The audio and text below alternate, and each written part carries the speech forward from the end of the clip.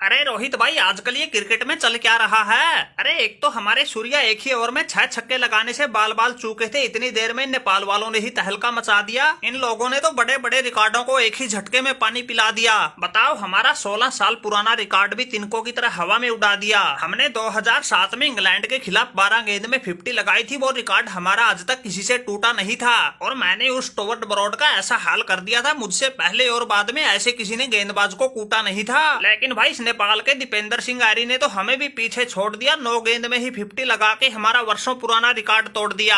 अरे यूवी भाई, ये नेपाल वाले तो मंगोलिया वालों को ऐसा कूट गए, तुम्हारे साथ साथ और भी पता नहीं कितनों के रिकॉर्ड टूट गए। अरे 2017 में हमने श्रीलंका के खिलाफ अपनी पूरी ताकत को झोंका था, सिर्फ 35 गेंद में ही शतक ठोका था। अरे भाई, हमारे साथ साथ डेविड मिलर के नाम भी 35 गेंद में शतक पूरा करने का रिकॉर्ड था। लेकिन भाई, एशियाड गेमों में इस नेपाल के कुशल मल्ला का ऐसा चला बल्ला, इसने 34 गेंद में ही शतक ठोक दिया। हम जैसों के रिकॉर्ड को चुटकियों में उड़ा दिया। T20 मैच में ही स्कोर को 314 तक पहुंचा दिया और हरा के उस मंगोलिया को 273 रन से सबसे बड़ी जीत का रिकॉर्ड भी बना दिया।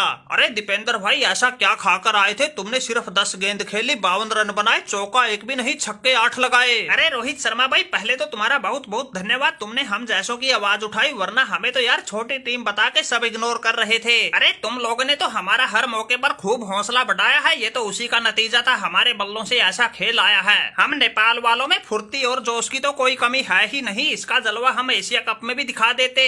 पर वहाँ भाई, एक तो हमने इंटरनेशनल क्रिकेट में डेब्यू किया था, ऊपर से इंडिया पाकिस्तान जैसी तगड़ी टीमों के बीच रगड़े गए, इसलिए तहलका नहीं मचा पाए। अगर हमारा 1-2 मैच किसी बांग्लादेश अफगानिस्तान जैसी टीम के साथ हो जाता, नेपाल की साफत का नाम है, फिर तो बच्चा बच्चा जान जाता।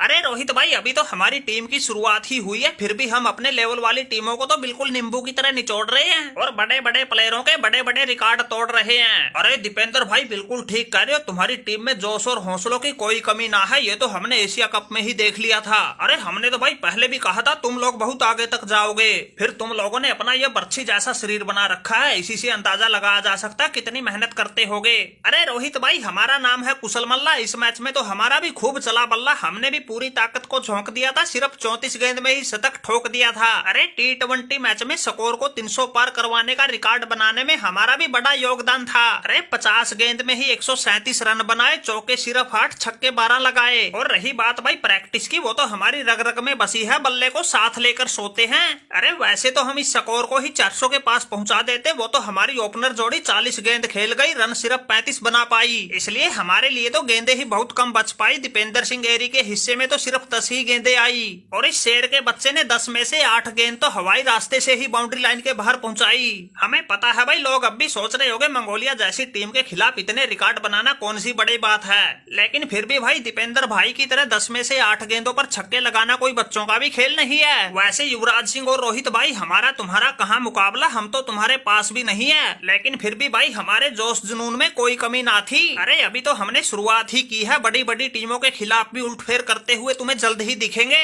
अरे भाई कुशल मल्ला, तुम्हारे सामने हर गेंदबाज हो गया था नल्ला और माना कि तुम्हारा मंगोलिया के खिलाफ चला है बल्ला, लेकिन भाई एशियाड गेमों में क्रिकेट को ICC से मान्यता है, इसलिए हमारे रिकॉर्ड तो पानी पी ही गए। अरे भाई, अब T20 में सबसे बड़ी जीत, सबसे बड़ा स्कोर, सबसे तेज शतक, सबसे तेज अर्धशतक की बात होगी, तुम्हारे ही नाम सामने आएंगे। अरे इनके साथ साथ T20 की एक पारी में सबसे ज्यादा 26 छक्के लगाने का रिकॉर्ड भी तुम नेपाल वालों ने अपने नाम ही कर लिया।